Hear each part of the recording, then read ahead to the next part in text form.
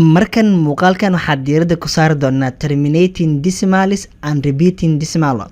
Decimal dhamaanaya iyo decimal soo laabanaya. Kan waxaa marka waa decimalka dhamaadka leh waxba aysan soo hareynin waxa loo yaqaanaa waa terminating decimal. Decimalka soo laabanaya aan dhamaadka lahayn waxaa la repeating decimal.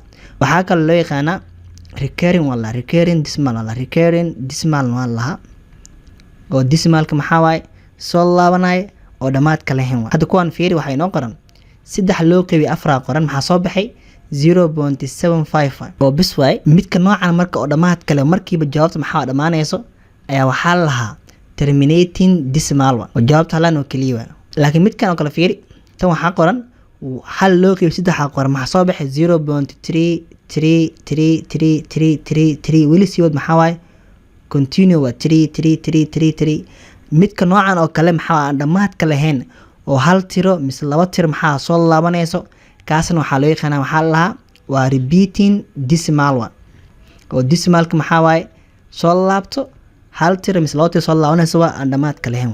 maadaama marka tirada aysan dhamaad lahayn ee tirada soo laabanayso waxaa la sameeyaa marka tirada waxaa laga qaataa hal gudaha laga qaataa korna waxaa laga saaraa calaamadan loo yaqaan bar oo maxaa waay sheegaysa in tirada maxaa waay ay soo laabanayso ee weli continue tahay.